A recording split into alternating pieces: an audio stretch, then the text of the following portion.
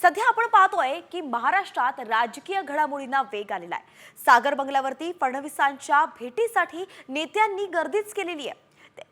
अजित पवारांच्या राष्ट्रवादीचे आमदार छगन भुजबळ हे देवेंद्र फडणवीसांच्या भेटीसाठी सागर बंगल्यावरती दाखल झाल्याचं पाहायला मिळालं। तर दुसरीकडे सुहास कांदे सुद्धा सागर बंगल्यावरती पोहोचलेत आणि त्यामुळे आता नेमकं काय खलबतं होत आहेत, कुठल्या गोष्टी शिजतायत हे पाहणं महत्त्वाचं आहे। याबद्दल चर्चा सुद्धा सुरू झालेली आहे। ही दृश्य आपण पाहतोय। छगन भुजबळ जे आहे ते सागर बंगल्यावरती दाखल झाले आणि त्यानंतर सुहास कांदे सुद्धा सागर बंगल्यावरती दाखल झालेत। हे दोघेही फडणवीसांची भेट घेणार आहेत। आपण पाहतोय की मंत्रिपदाबाबत सध्या चर्चा सुरू आहे। केंद्रात सुद्धा दिल्लीत जाऊन सुद्धा बैठका होणार आहेत आणि दिल्लीतच या संदर्भात शिक्कामोर्तब होणार आहे। त्यामुळे या घडामोडींकडे, या भेटीकडे महत्त्वाच्या नजरेने पाहिलं जात आहे।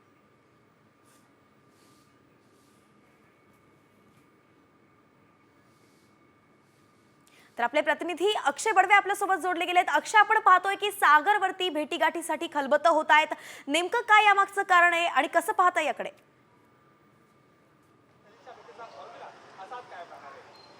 एका बाजूला मुख्यमंत्री कोण होणार याची चर्चा सर्वत्र सुरू असताना आज सकाळपासूनच सागर बंगल्यावर अनेक नेत्यांची गाठीभेटी घ्यायला सुरुवात झालेली आहे। गुलाबराव पाटील असतील, हे सकाळी देवेंद्र फडणवीस यांच्या भेटीला येऊन गेले होते आणि त्यानंतर आता आपण जर पाहिलं तर छगन भुजबळ असतील, सुहास कांदे असतील आणि त्यानंतर पाठोपाठ काही क्षणापूर्वी गिरीश महाजन सुद्धा सागर बंगल्यावर दाखल झालेले आहेत। नांदगावमधून सुहास कांदे हे विजयी झाले होते। आता प्रश्न असा निर्माण होतोय की नाशिकच्या पालकमंत्र्यावरून या सगळ्यांमध्ये सध्या चर्चा सुरू आहे का? कारण भाजपचे गिरीश महाजन असतील, त्याच्यानंतर भुजबळ असतील आणि सुहास कांदे असतील, हे तिघही जण आता सागर बंगल्यावर आहेत।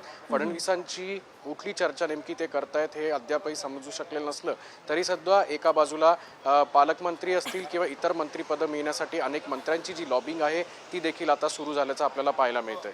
धन्यवाद अक्षय सविस्तर अपडेटसाठी। तर एकंदरीतच आपण पाहतोय की नाशिकचे दिग्गज नेते हे आहे सागर बंगल्यावरती दाखल होत आहे। त्यामुळे नाशिकचं पालकमंत्री पदासाठी ते सागर बंगल्यावरती येऊन देवेंद्र फडणवीसांची भेट घेत असल्याची माहिती मिळते आहे।